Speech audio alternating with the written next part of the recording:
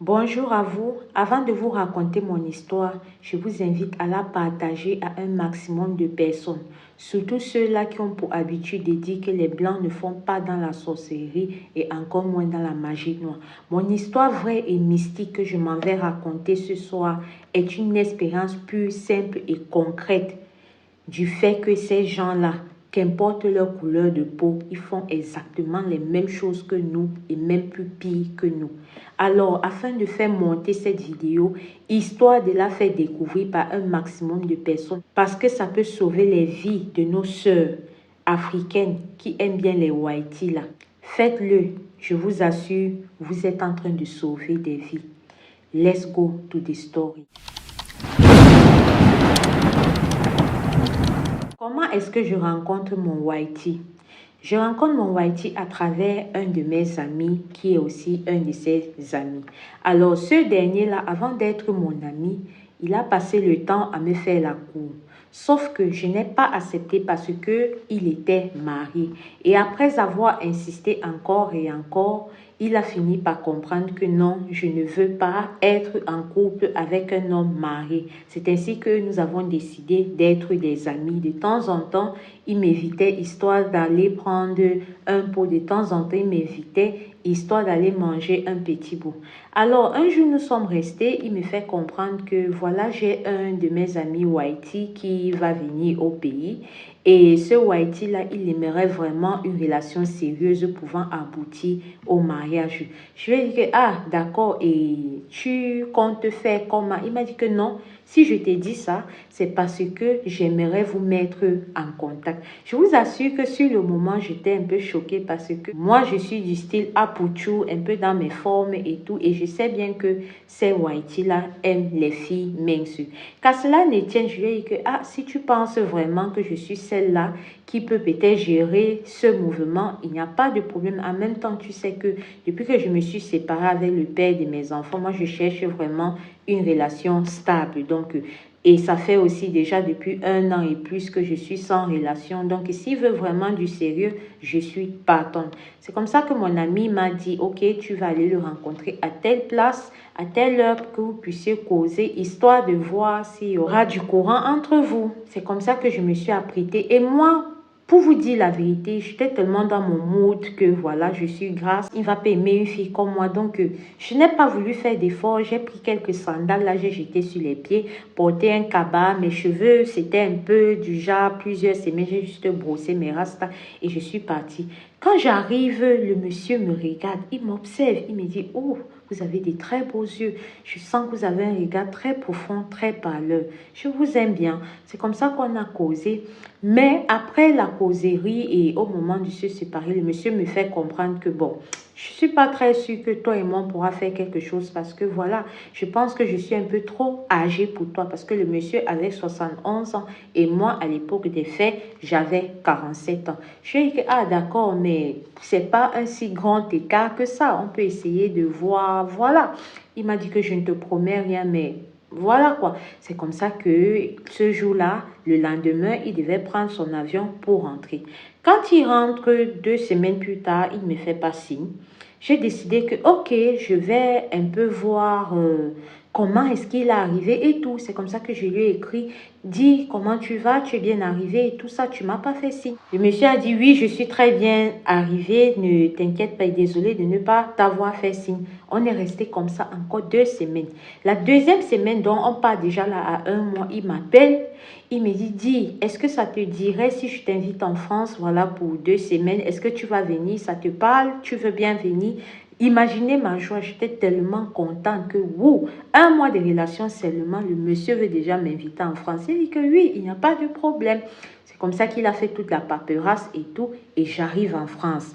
Voilà où notre histoire débute. À partir de cet instant, je vous en prie, restez très concentrés parce que ça va aller très vite. Notons que quand le monsieur m'invite en France et que j'arrive, il vit à la campagne.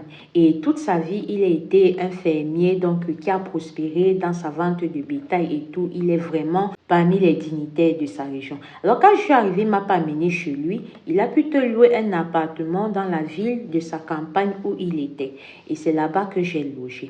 Quand j'arrive maintenant, et qu'on décide qu'on va faire ample connaissance bibonique, ample connaissance mongolie, ample connaissance de tout ce que vous voulez, je me rends compte que ce soir-là, quand il me prend d'abord dans ses bras, je sens comme si on me vidait de mon énergie. PS, j'ai failli oublier, je suis une fille extrêmement spirituelle.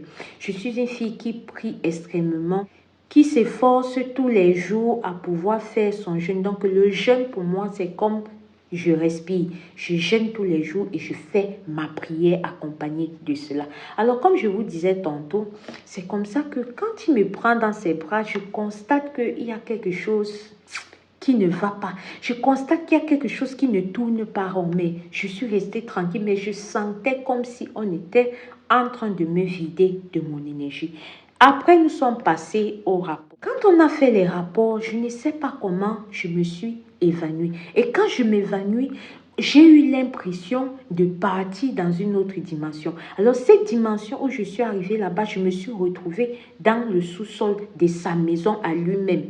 Quand je me trouve dans le sous-sol de sa maison à lui-même, dans sa campagne, je vois il y a deux personnes qui sont retenues captives là-bas. Il y a un jeune garçon et il y a un vieux monsieur qui a le pied coupé. Alors moi, le Whitey m'a aussi balancé dans la cave là-bas. Il partait avec un autre jeune homme pour chercher les chaînes pour pouvoir machiner comme les autres. Quand il est ressorti, c'est comme ça que j'ai dit aux jeunes que j'ai trouvé là-bas avec le monsieur âgé là que il faut qu'on choisisse de cette instance pour pouvoir s'échapper avant qu'il ne revienne. C'est là où le jeune m'a dit ok, je te suis. Le vieux m'a dit que non. Laissez-moi, si vous partez avec moi, je vais vous retarder et il pourra vous rattraper. Partez. Le jeune m'a dit que ok, comme tu as décidé de t'échapper avec moi, je connais la sortie, suis-moi. C'est comme ça que ne me rendez pas compte. Je reviens dans la dimension normale, je suis saut du lit. Quand je suis saut, je regarde la montre, je vois qu'il est 3 heures du matin. Devinez quoi? Le bon monsieur, le Whitey, était assis en face de moi comme ça. Genre, il me regardait. Genre, ses yeux ne clignotaient même pas. Genre, il était concentré dans un truc qu'il est en train de faire. Quand je le regarde comme ça, il me regarde. Après, il se lève seulement. Il s'en va aux toilettes. À partir de cet instant-là, j'ai compris que il y a quelque chose qui ne tourne pas rond dans l'affaire ici. Nous avons passé 4 jours dans la ville qui est proche de sa campagne. Après, nous sommes partis dans une autre ville.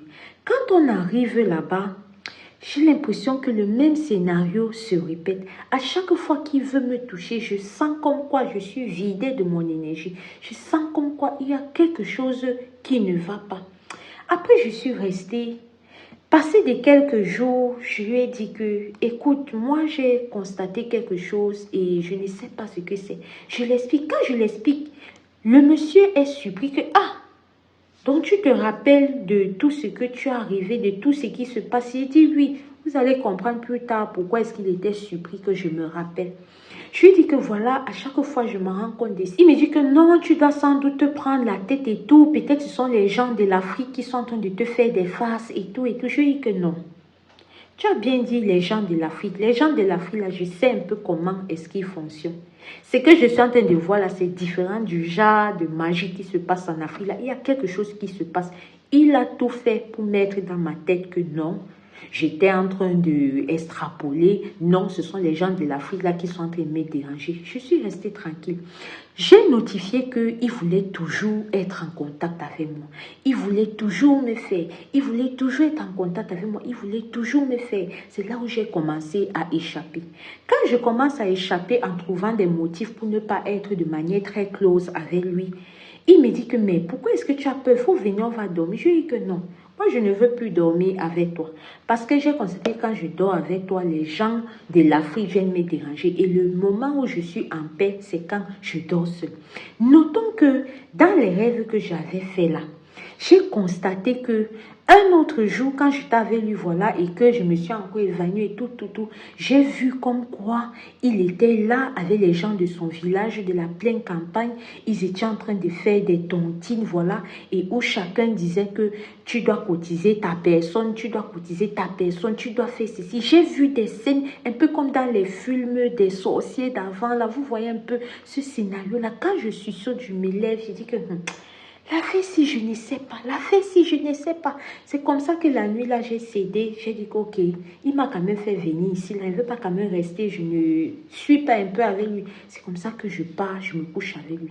Pendant que je me couche avec lui, je ne sais pas comment, je me suis réveillée dans la nuit. Et quand je me réveille, je constate que le monsieur, sa main, il a mis ça sur moi, comme ça, là, plutôt en l'envers. Vous voyez un peu le genre. Genre, le pouce est derrière, donc c'est comme ça là. Et ça appuie ma tête, ça appuie ma tête. Et pendant un moment, j'ai vu de mes propres yeux comment ses mains étaient en train de se transformer. En clair, le mec était en train de se transformer en loup-garou. Il s'est transformé en loup-garou. À cet instant-là, j'ai su que si je faisais un mouvement, peut-être ça allait être fini pour moi. Je suis restée, j'ai dit que Seigneur, donne-moi la force. Seigneur, ne permets pas que ça m'amène. Seigneur, le Seigneur m'a donné la force. Je suis restée tranquille. Il a fini. Il s'est retransformé en humain. Je vous dis la réalité. Je vous assure que je n'étais pas dans les vapes. C'était la réalité. Je sais ce que j'ai vu. Après, quand ça s'est passé, j'ai essayé un peu de comprendre ce qui se passe et tout et tout. C'est comme ça que j'ai demandé à prier. J'ai dit que Seigneur, où est-ce que je suis venue tomber? Je vous assure que je priais même que mon séjour s'achève vite parce que je voulais rentrer. Je priais que mon séjour finisse vite parce que c'est que j'étais en train de vivre là-bas. Il n'y a que Dieu et moi qui savons. Donc quand ça s'est passé comme ça, j'ai dit que Seigneur, montre-moi, parle-moi. Ce qui se passe là, je ne comprends pas. C'est comme ça qu'après ma prière, lui-même il reste, il vient me dire que tu sais, j'ai fait un cauchemar. Je lui dis, ah bon? Et qu'est-ce que c'était? Il me dit qu'il y a un de mes anciens voisins là qui est décédé et il est venu, j'ai rêvé qu'il est venu avec un gros caleçon blanc. Retenez aussi ce détail. Qu'il est venu avec un gros caleçon blanc et qu'il me demandait que c'est à ton tour de me donner ce que tu me dois. C'est à ton tour de me donner ce que tu me dois. Tu dois aussi donner ce que tu me dois. Vous connaissez ce que donner ce que tu me dois là, c'est... C'était moi comme ça. C'était moi comme ça. Attendez que je poursuive. C'est là où je suis restée. Quand je reste, j'étais en prière. J'étais en prière, c'est que je ressentais. Au fait, j'ai mis le schéma comme ça. Là, j'ai essayé de faire les puzzles. J'ai compris que si le Whitey là m'avait fait venir, c'était parce qu'il voulait m'envoyer devant. C'est parce qu'il voulait m'envoyer à sa tontine de personnes qui faisait que chacun envoie quelqu'un là. C'est pour ça qu'il m'a fait venir. C'est là où je suis restée.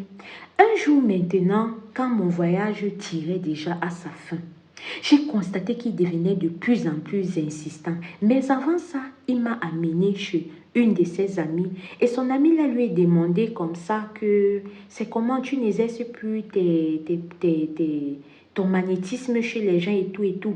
Je vous assure que quand j'ai suivi cette phrase, j'ai compris, j'ai eu la confirmation une fois de plus que je n'étais pas en train de perdre la tête. Parce que je vous ai dit, si vous vous rappelez, qu'à chaque fois qu'il entrait en contact avec moi, même s'il me touchait la main, je sentais que j'étais vidée de mon énergie. Je sentais qu'il y a quelque chose sur moi qui partait. Donc, quand j'ai écouté la Whitey l'a dit ça, j'ai dit que, donc l'affaire là, c'est ça. Alors, comme je vous disais tantôt, quand il restait 4 jours de mon temps de rentrer en Afrique, il devenait plus insistant, il devenait plus insistant. J'ai tapé sec, je lui ai dit, écoute, je ne suis pas un enfant. Je sais clairement que si tu m'as fait venir ici, là, c'est parce que tu voulais m'envoyer devant. Mais sache que si quelque chose m'arrive ici, là, sache que j'ai déjà appelé tous mes proches. Je les ai raconté tout ce que je vis depuis que je suis arrivée ici. Tu étais dans mon pays, on sait sur quel statut tu es venu, on connaît toutes tes informations. J'ai demandé le visa pour venir ici, c'est toi qui as fait mes papiers. On sait sur quel statut tu es, sur quel statut je suis venu et on a toutes tes informations. Donc, j'ai déjà dit à mes gens que si quelque chose m'arrive ici, là, on ne va pas te laisser tranquille. Donc, tu as intérêt à me laisser tranquille. Je rentre en Afrique comme je suis venue. Quand je dis ça au monsieur, il me dit que non, tu parles de quoi? Nanani, nanana. Non, tu te fais quelque chose. Ce sont les gens de l'Afrique. C'est pas moi. J'ai dit, ok, mais je sais que tu m'as comprise. À côté de cela, j'ai notifié qu'il devenait de plus en plus insistant.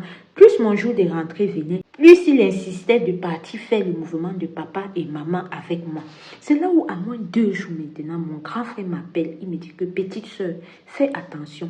Tu sais que comme tu es près de partir, il va mettre tous les moyens en jeu pour pouvoir te prendre. Même si c'est que tu ne pars pas depuis là-bas, sache que quand tu vas rentrer en Afrique, tu peux peut-être avoir un truc. Donc, fais très attention. C'est comme ça que quand mon grand me dit ça, je dis ok, j'ai compris. À moins 1 jour de mon voyage, je suis restée, j'étais en pleine prière. J'ai senti, quand j'étais en prière, comment il y a des gens, il est entré avec des personnes, une troupe de personnes derrière lui. Et pendant que j'étais en prière, j'ai dit, Seigneur, tu ne vas pas me laisser dans ça. Seigneur, aide-moi, Seigneur, mets ton ami derrière moi. Et je vous assure que pendant que j'étais en train de prier, là, je sentais comme en bas, parce que j'étais à l'étage, je sentais comme en bas, il y avait une bataille qui se livrait. Je sentais comme en bas, il y avait des épées qui faisaient, je comprenais les bruits, les poum, poum, poum. Je vous assure, c'est que je vous dis, c'est de la vérité. Et après, fut venu mon jour de rentrée. Et maintenant, pendant que le monsieur me raccompagnait, il me dit, tiens, est-ce que tu sais que depuis ton arrivée ici, là, il y a 4 personnes qui sont décédées, 2 femmes et 2 garçons. C'est là où j'ai compris que le Seigneur est en train de me répondre. C'est là où j'ai compris que toutes les batailles que je menais là, tous ceux-là qui venaient pour me chercher, eux-mêmes, ils ont eu leur dose adulte. Et notons que le monsieur, même lui aussi, il est resté, il a eu des petits soucis, voilà. Pour petit exemple, le monsieur m'a carrément dit un jour pendant qu'on causait que ton feu me brûle, ton feu me brûle. Et quand je suis revenue, quand je suis rentrée en Afrique, malgré qu'on n'a pas coupé le contact, on a continué à causer.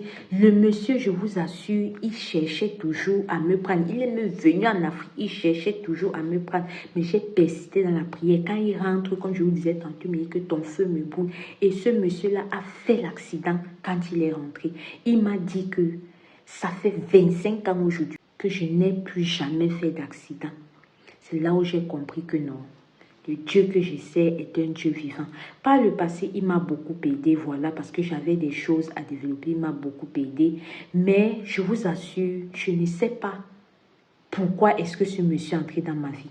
Parce que si je le rencontre, c'est après des ruptures amoureuses et après un break d'1 an que je me suis donné de ne sortir avec personne et dont j'étais en prière et dont je faisais des jeûnes au quotidien qu'il est entré dans ma vie. Mais je n'arrive pas à comprendre quand je vois tout ce qu'il a essayé de me faire. C'est vrai que lui et moi, nous sommes toujours en relation, mais chaque temps, c'est toujours un combat parce qu'il ne baisse pas la garde. Mais en même temps, je ne sais pas. Je vous demande, qu'est-ce que vous pensez que ce monsieur me veut? Est-ce que vous pensez que vraiment c'est le Seigneur qui l'a envoyé? Tel que j'ai fait dans mes prières et qu'on s'est rencontrés après, je ne sais sincèrement pas. Aujourd'hui, j'essaye de comprendre, mais je n'arrive pas. Et comme je vous ai raconté mon histoire, s'il y a certains qui est arrivé jusqu'ici, essayez-moi un peu de voir clair avec tout ça. Donc, faites très attention. Ces blancs-là, précisément ceux qui restent dans des campagnes, ils ont des sociétés secrètes, un peu comme nous en Afrique, où ils font des cultes très un genre, où ils font des tontines en envoyant les gens que nous on appelle plutôt comme le mokoigne, que d'autres appellent envoyer devant là. Bref, dans chaque pays, il y a des appellations à cela. Donc, faites très attention. C'est comme ça que vous allez rencontrer ces Whiteys-là. Même pas 1 mois, même pas 2 mois de relation, ils vous invitent à venir découvrir leur pays alors que vous êtes leur proie. Vous avez compris l'histoire. C'est partagez-la au maximum parce que ça peut sauver des vies. Shalom.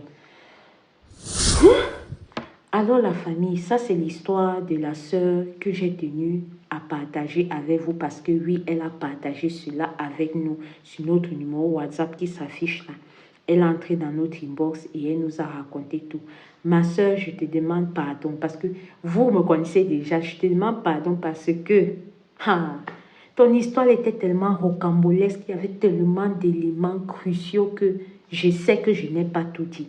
Mais je pense à mon humble avis et je te demande pardon, mais je pense que j'ai quand même dit ce qui était important à dire. J'ai quand même dit la majorité. Si nous avons un intervalle de 100, j'ai quand même dit 80, maman, pardon.